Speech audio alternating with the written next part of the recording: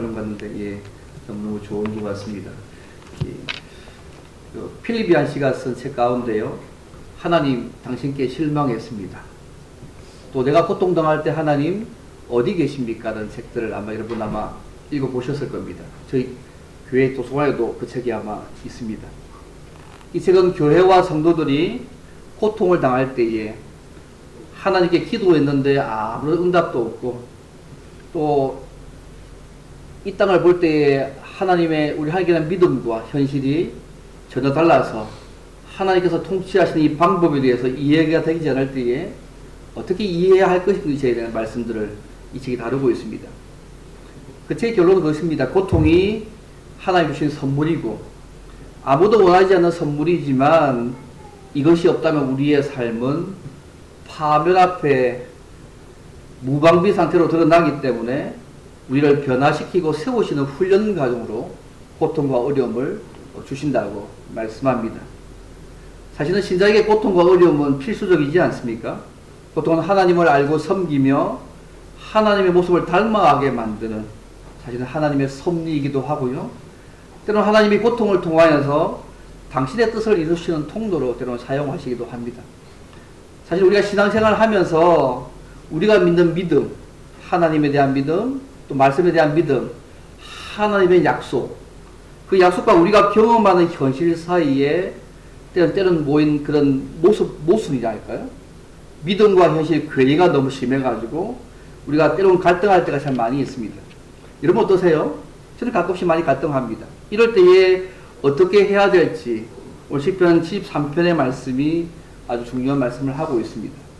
이 시의 저자는 아삽인데요, 그는 르이지파 사람입니다. 다윗 시대의 성소에서 찬송을 맡은 자였습니다. 시편에 그의 시가 한 12편 정도 있는데요, 어쨌든 오늘 보면 이 시편은요, 하나님에 대한 믿음이 흔들릴 때 그것을 어떻게 해결하고 극복하는지를 오늘 시편의 말씀이 잘 보여주고 있습니다. 그래서 오늘 말씀을 통하여서 굳이 이 설명절을 맞이할 때 굳이 제가 제목을 이렇게 이 부정적 제목은 사실은 긍정 제목을 고치 바꾸려 하다가 결론은 긍정적으로 끝납니다만 사실 제목은 부정적 제가 붙여놨습니다. 그래서 오늘 말씀을 통해서 하나님에 대한 믿음이 흔들릴 때에 우리가 어떻게 하면 극복하고 해결할 수 있을지를 오늘 말씀을 통해서 크게 한 2가지 정도 함께 생각해 보기를 원합니다. 이러면 하나님에 대한 믿음, 하나님의 말씀에 대한 믿음이 흔들릴 때 어떻게 극복하고 해결하십니까? 오늘 크게 2가지를 말씀합니다. 첫 번째는 하나님 앞에서 기도해야 합니다. 그러면 하나님을 만나고 현실을 바르게 볼 은혜를 주신다고 오늘 시편 기자는 말씀합니다. 하나님 앞에서 기도해야 한다는 것이죠. 그러면 하나님을 만나고 현실을 바르게 볼 은혜를 주시는 것이죠.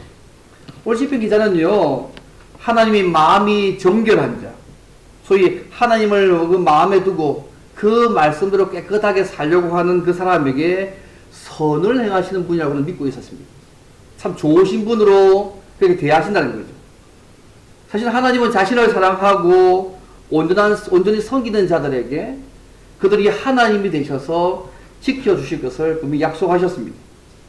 이 믿음은 예수 안에서 하나님의 자녀가 된 우리에게도, 또 천국을 향해서 천국 백성 된 우리에게도 동일하게 적용되는 말씀입니다. 우리가 하나님을 사랑하고 섬기며 말씀 따라 살아가면 좋으신 하나님이 우리와 함께 하시고 우리의 삶들을 인도하실 것입니다. 여러분 믿으시죠? 예수님께서도 마태복음 5장 8절에서요, 마음이 청결한 자는 복이 있나니 저희가 하나님을 볼 것이라고 말씀하셨습니다. 이것이 우리가 믿는 믿음의 내용 아닙니까? 그런데 우리가 이 세상을 살 동안에 어떻습니까?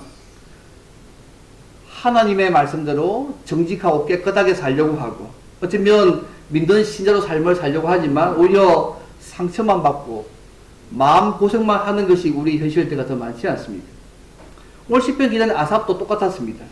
그의 믿음이 흔들려서 거의 넘어질 뻔했다고 오늘 시편 2절에서 말씀하고 있습니다. 왜 그의 믿음이 흔들려서 넘어질 뻔했을까요? 결론적으로 말씀드리면 하나님을 믿지 않는 악인과 오만한 자들이 형통하고 그들의 삶을 볼 때 고난이 없는 것처럼 보였기 때문입니다. 3절 4절 5절에 말씀 나와 있습니다. 그들은 죽을 때도 고통이 없습니다. 건강합니다. 소위 사람들이 당하는 고난과 재앙이 없는 것처럼 보였습니다. 예, 오늘 본문에 4절 5절 말씀에 나와 있습니다. 그들은 원하는 것보다 훨씬 더 많은 수독들 더 많이 가지는 사람들을 삽니다. 7절 말씀입니다. 그리고 세상에서 강력한 영향력을 행사하는 사람들을 살아갑니다. 9절 말씀입니다. 하나님을 인정하지 않고 말씀도 인정하지 않고 악인인데 재물이 번창하고 건강하고 출세 잘하고 평안하고 명예를 얻고 안전함을 얻습니다. 심지어 죽을 때조차도 고통이 없습니다. 건강하게 잘 죽습니다. 하나님을 믿지 않고 악하게 사는데도 삶의 결과가 이렇습니다. 분명히 시편 기자가 믿는 하나님은 의인을 선대하게 하실 것이고 악인은 망하게 하시는 하나님이신데 막상 현실을 보니까 하나님이 정반대로 행하시는 것처럼 보이는 것입니다. 그게 실제로 11절 말씀은 신자들이 이렇게 갈등합니다. 하나님이 어찌 아시냐? 지존자에 정말 지식이 있는 거 맞느냐고 믿는 신자들이 이렇게 따집니다. 11절 말씀에. 악인들은 당연하게 그들이 행한 악한 행동 때문에 벌받아서 고통당해야 되는데 오히려 평안하기만 하고 그들의 재산은 점점점 불어나기만 한다고 12절에 말씀합니다. 오히려 깨끗하고 성실하게 그분의 말씀 앞에서 정직하게 사는 것이 13절 말씀에 헛되다. 10절에 이렇게 얘기합니다. 나는 오히려 종일 재난 당하면서 아침마다 징벌을 받는다.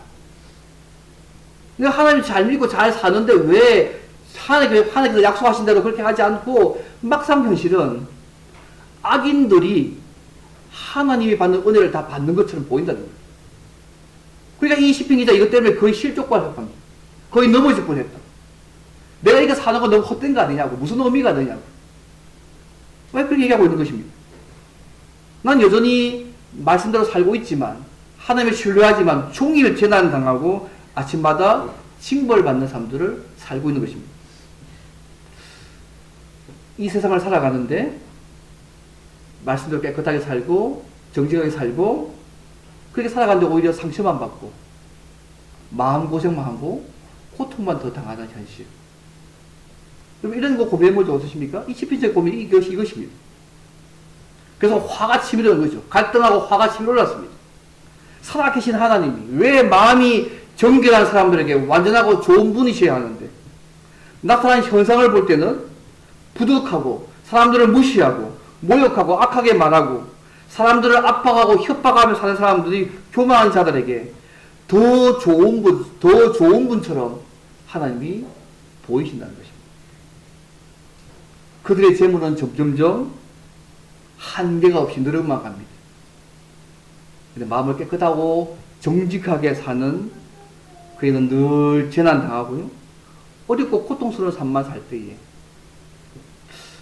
내가 믿고 있는 믿음 의심하며 갈등할 수 있지 않을까 여러분? 그런 생각해 보지 않습니까?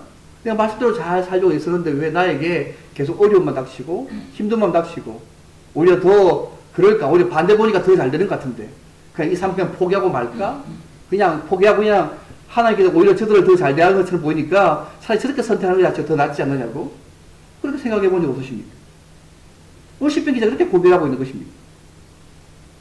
우리가 믿는 믿음은 악한 자들이 심판받고 하나님 앞에서 거룩하고 정직하게 사는 자가 여러분 잘 되는 거 아닙니까? 현실은 그렇지 않았습니다. 우리가 믿는 것과 우리가 이 세상에서 경험하고 있는 현실 사이의 모순 때문에 이 시편 기자가 갈등하며 넘어질 뻔했다고 말씀하고 있습니다. 그런데 여러분 이 땅에서 모든 것이 다 완벽하게 결정되지 않습니다. 이번 잠언 23장 2절 말씀 기억나십니까? 내 마음으로 죄인의 형통을 부러워하지 말고 항상 여호와를 경외하라고 말씀하셨습니다.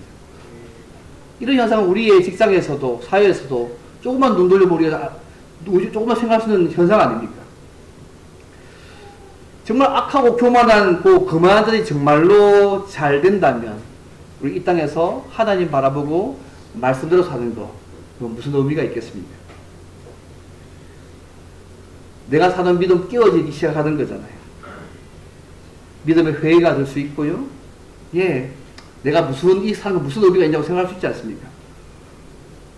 의인의 길을 인정하시고 악의 길을 망하게 하시는 그분의 말씀이 우리에게 잘못된 걸 가르치고 있는 것이 아니냐고 생각할 정도로 끝까지 가고 있는 것이죠. 이것만 있나요? 우리의 삶 가운데 개인적인 갈등도 있습니다. 성경은 분명하게 얘기합니다. 주님께서 우리에게 기도라고 말씀하셨잖아요. 요한복음 15장 7절 말씀에 너희가 내 안에 내 말이 너희 안에 거하면 무엇이든지 원하는 대로 구하라. 그리하면 이루리라고 약속하셨습니다. 우리가 이 약속을 붙들고 우리의 질병의 문제, 경제적인 문제, 여러 가지 많은 문제를 놓고 기도했는데 현실을 바라볼 때에 아무런 응답이 없는 것처럼 보일 때에 여러분 갈등하게 되어 있지 않습니까? 하나님의 약속의 말씀과 우리 현실 사이에 엄청난 차이가 있는 거 아닙니까? 이런 갈등뿐만 아니라 약속과 우리 현실이 다를 때에 갈등하는 것이죠. 이런 한 번도 생각해 보셨습니까? 호시피 기자 이렇게 아사피가 얘기하고 있습니다. 어떻게 하면 이러한 갈등과 이런 차이를 여러분 극복할 수 있을까요? 우리 20편 저자는요 17절 말씀에서 그 문제를 해결합니다. 하나님의 성소에 들어갈 때야 그들의 종말을 내가 깨달았다고 말씀하고 있습니다. 세상이 불공평하게 보이고 악한 자들이 형통하고 하나님을 잘 믿는 의인이 고통받는 현실을 보고 들으면서 믿음 생활 딜레마에 빠져 있었는데 믿음께서 미끄러질 뻔했는데 그가 하나님 계신 성소에 와서 무릎을 꿇었습니다. 그때 하나님께서요 악한 자의 종말을 그에게 보여주셨습니다. 믿음과 현실이 달라질 때에 그 갈등을 풀어가는 방법이 뭐냐면요 성소에 가서 하나님 앞에 엎드리는 것입니다. 기도할 때 누구의 말처럼 지성소 은밀한 곳에 기이한 일들을 우리에게 보게 하시는 것입니다. 여러분 구약시대 성소가 어떤 곳입니까? 하나님이 임재해 계시는 장소였습니다. 한나가 아이가 없어서 기도했을 때에 또 히스기야 시대에 아수르왕 사네립이 쳐들어왔을 때에 성전에서 하나님께 그들이 기도했을 때 어떻게 됐습니까? 하나님이 그 모든 갈등과 문제들을 해결해 주셨습니다. 근데 이 성소가 우리가 신약시대 왔으냐 우리가 예수님 통해서 바로 갈 수 있지 않습니까?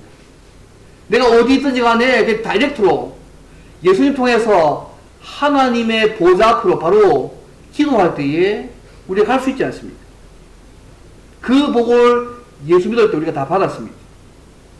아삽이 성소에 들어갔을 때 깨달았던 것처럼 오늘 우리에게도 오늘 본문의 말씀은 굉장히 중요한 부분들을 알려줍니다. 우리가 생각할 때에 믿음과 현실이 다르게 보일 때 세상이 불합리하게 보이고 내가 정직하게 살고 말씀대로 살아가는 것 자체가 실종되어지고 의를 행하는 자에게 더 고통과 어려움이 있을 볼 때에 우리 해결 방법은요 하늘 성소에 들어가서 하나님께 기도하는 것입니다. 하나님의 섭리 방식에 내가 이해가 되지 않는다고 할지라도 때로는 악인의 형성이 더 부러워 보이기도 하고 우리가 그렇게 더 살고 싶은 마음이 든다 할지라도 아삽이 하나님의 성소에 들어가서 엎드렸던 것처럼 하나님 앞에서 엎드리고 하나님 앞에서 기도하는 것이 그 갈등을 해결하는 중요한 방법임을 오늘 본문이 말씀하고 있습니다. 그 기도할 때 하나님께 어떻게 답을 주셨을까요?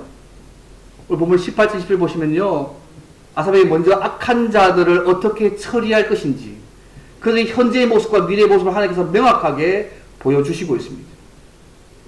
형통한 것처럼 보이는 그 악하고 교만한 자들을 어떻게 합니까? 미끄러운 곳에 두셔서 그들을 파멸에 던지실 것이라고 하나님께서 18절에 말씀하고 있습니다. 한마디로 파멸하게 하신다는 것이죠. 이 땅의 삶이 전부인 것은 보이지만 그게 아니고 궁극적으로 하나님께서 그들을 파멸하게 하실 것이라고 말씀하고 계십니다. 사람들이 생각할 때에 그들이 어떻게 그렇게 갑자기 황폐되었는가를 놀랄 정도로 그들을 전멸시킬 것이다. 마치 사람들이 꿈을 꾸며 무시하듯이 주님이 일어나시면 그들의 형상을 완전히 무시하고 멸하실 것이라고 말씀하고 있습니다. 이 결론 여러분, 이 땅이 아니잖아요. 이 땅의 삶이 이런 변화된 게 아무것도 없어요. 여전히 상황은 똑같은 상황입니다. 아무것도 달라져 있지 않습니다. 다만 그 깨달은 것은 하나님께 기도했을 때에 성소에 들어가서 그들의 결말을 본 것뿐입니다. 지금 하나님 당장 이 상황을 바꿔주신 것도 아니라는 사실을 여러분 보실 필요가 있습니다. 이미 마지막 결말을 보고 그가 이걸 깨닫게 된 것입니다. 여러분 믿음 생활에 여러 가지 문제가 있으십니까? 하나님께 기도해야 합니다. 그러면 온 세상의 역사를 통치하신 하나님께서 그분의 전체적인 그림을 우리에게 보여주시고요. 우리를 위로하시고 어떻게 해야 될지를 알려주실 것입니다. 구약시대의 성도의 성소에 들어간 것처럼 문제가 더 많이 발생했을 때 오히려 더 하나님께 가까이 예배생활을 더 많이 하시고요. 더 많이 기도하시고 더 많이 예배드리시고 더 그분의 말씀을 읽고 기도하는 일에 더 집중하셔야 됩니다. 그 방법밖에 없습니다. 그가 성소에서 기도했던 것처럼 오늘 우리에게 하면 더 하나님 앞에 더 예배드리고 더 그분이 오신 교회 삶들을 살고 그분의 말씀을 읽고 기도하는 것 정말 중요합니다. 우리가 갈등하며 기도할 때에 교만하고 악한 자들을 미끄러운 곳에 두시고 그들을 파멸시킬 것을 보여주셨습니다. 이런 하나님의 응답을 듣고 나도 이 아삽이요 너무 눈에 보이는 현상적인 문제만 보고 갈등하며 아파했던 자신이 너무 부끄러웠습니다. 거기 21절과 22절 말씀입니다. 내가 이같이 우매무지하니까 주의 앞에 짐승이라고 그렇게 얘기합니다. 하나님께서 그의 통치된 그림을 보여주면서 악한 자들이 멸망하게 될 것을 보여주시자 내가 눈에 보이는 나타난 현상만을 보고 갈등한 그 자신이 너무 부끄러워서 내가 주님 앞에서 마치 짐승과 같았다고 그렇게 말하고 있습니다. 결국 하나님 잘 몰라서 그런 거 아니에요?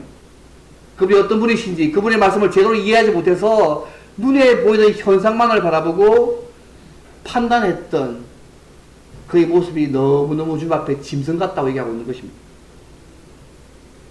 여러분 하나님 자신보다 물질적인 풍요로움에 붙들린 사람 영원한 것이 아니라 잠시 있다가 없어지는 세상에 더 가치를 부여하는 사람은요 지금 오늘 말씀에 하면 그가 신자를 할지라도 짐승과 같은 사람들의 삶을 살고 있는지 모르겠습니다.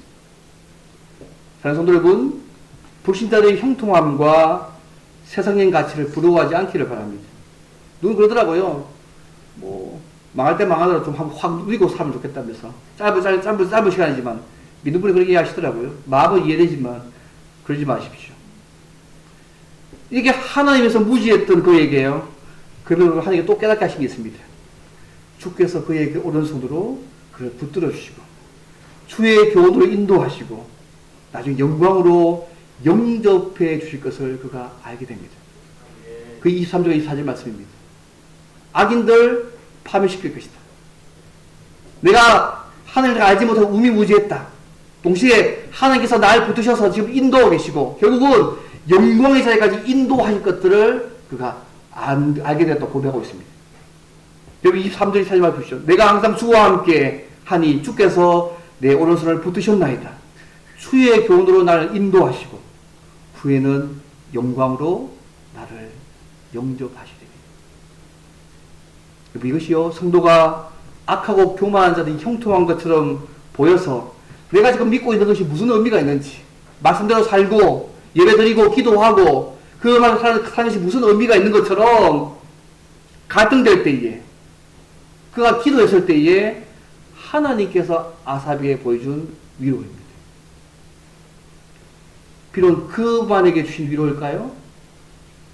예수를 믿는 우리 모두에게도 동일하게 주시는 하나님 위로 아닙니까? 이게 성도가 받은 은혜 아니십니까? 이런 하나님을 소유하고 있다면 최상의 부와 안전을 우리는 소유하고 있는 것입니다. 이 말씀을 잘 받아들이기 힘드시더라고요. 하나님 플러스 알파가 더 중요한데 하나님 하나님 이미 제껴놓고 플러스 알파에 따라서 우리의 삶이 왔다 갔다 하기를 더 좋아하지 않습니다. 하나님만 있으면 세상의 안전과 세상의 부를 소유하고 있다고 고백하면 좋겠습니다. 제가 좋아하는 인물 중에 데이비드 브레이드, 제가 늘 말씀드리지 않습니까? 프리턴 신학교를 우수한 성적으로 졸업하고 인디안 선교 다니다가 결핵으로 서서히 죽었지 않습니까? 그의 인생이 끝난 것 같았지 않습니까? 세상적으로 볼 때는. 죽어가도 누가 압니까? 그 다음에 데이비드 브레이드의 일기를 통해서 이제 알려지면서 그의 삶이 알려졌고, 윌리엄 캐리 같은 선교 아비사이 선교 프리턴 통로가 되어졌고, 지금까지도 계속해서 오늘 세대에게 믿음의 영향을 행사하는 인물로 남아있지 않습니까? 세상적으로 볼 때에 어쩌면 실패한 인생 아닙니까, 여러분? 설령 그가요, 그 뒤에 수많은 영향력을 행사하지 않았다 치더라도 그렇게 살다가 죽었던 그 자체만 의미가 있지 않습니까, 여러분?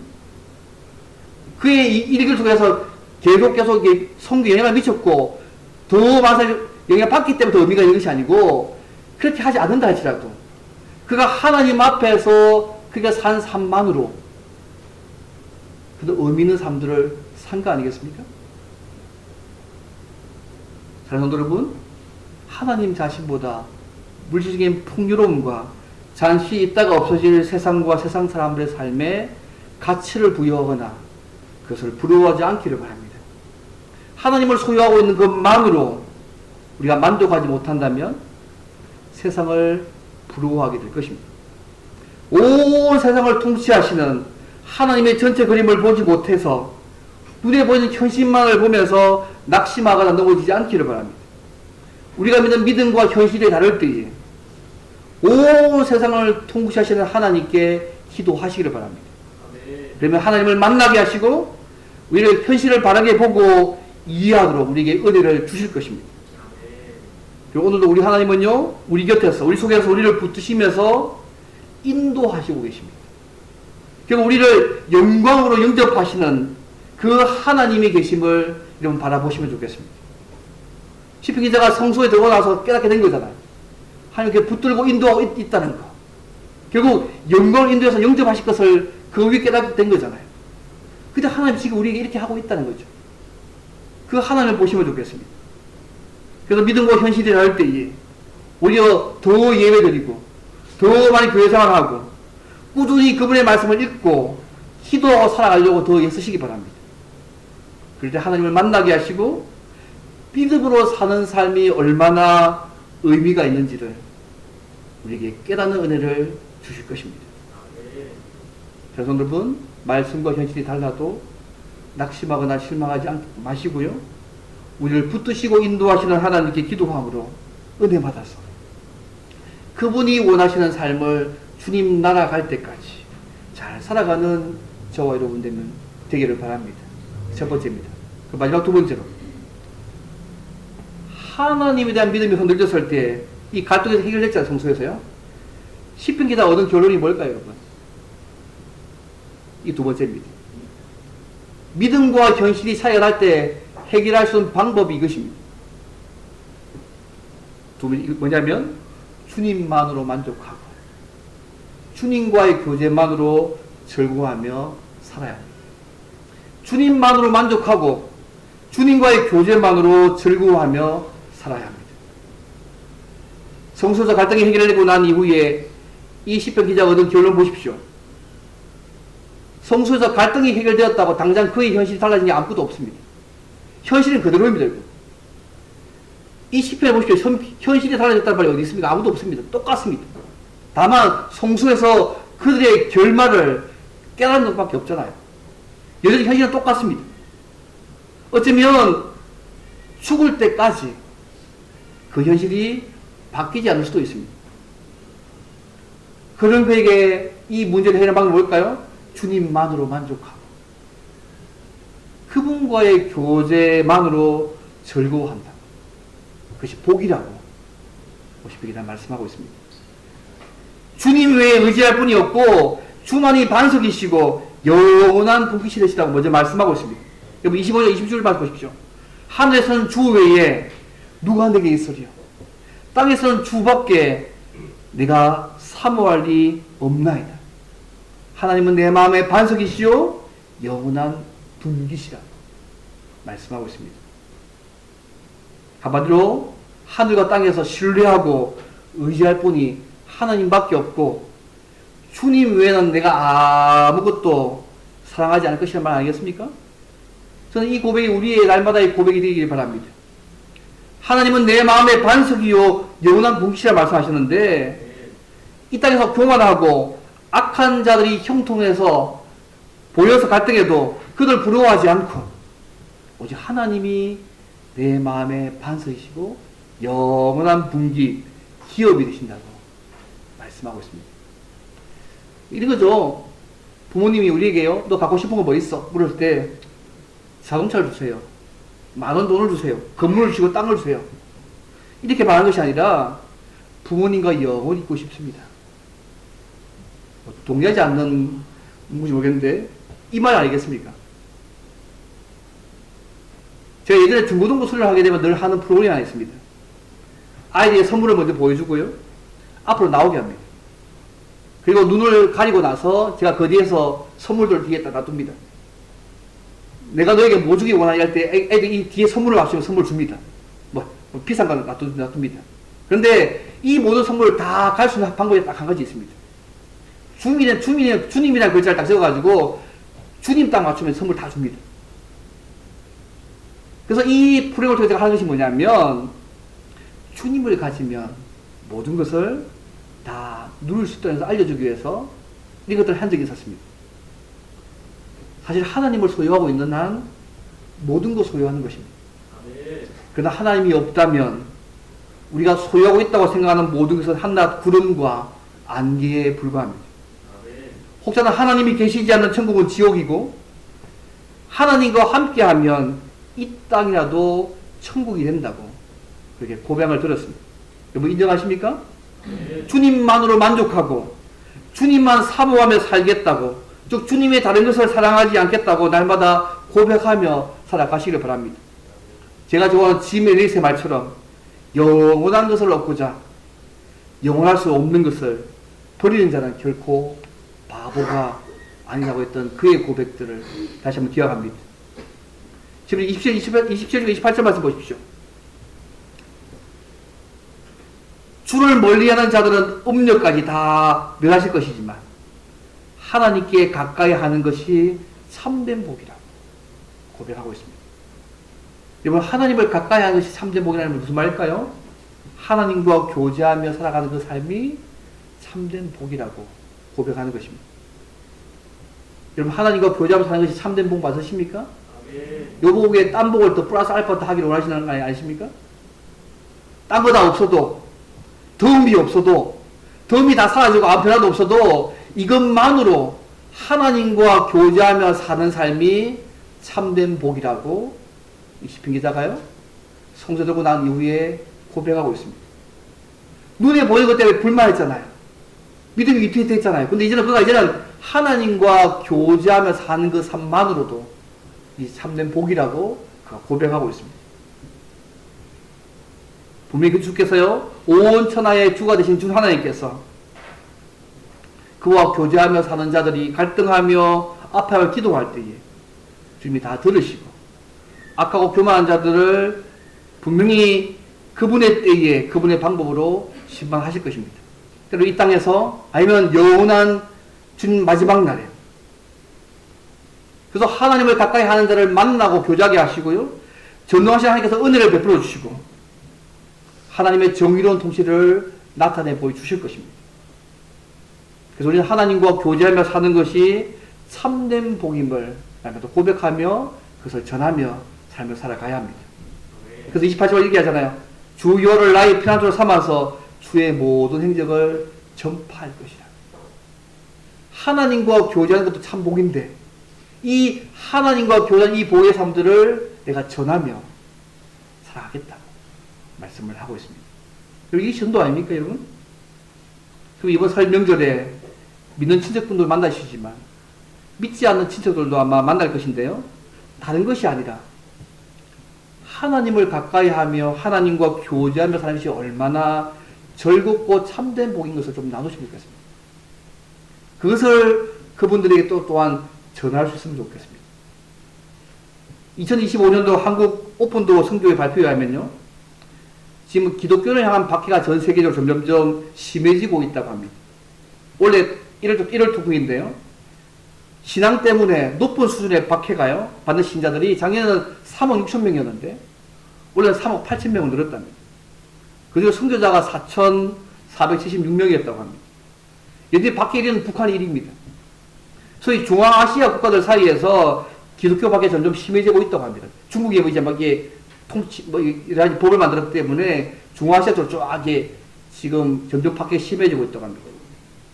그래서 중앙아시아 지역에 독재 정권이 늘어나고 있고 강화됐고요. 교회를 공격하고 교인들을 감금하고 신앙을 부인하게 하는 일이 자주 일어나고 있습니다.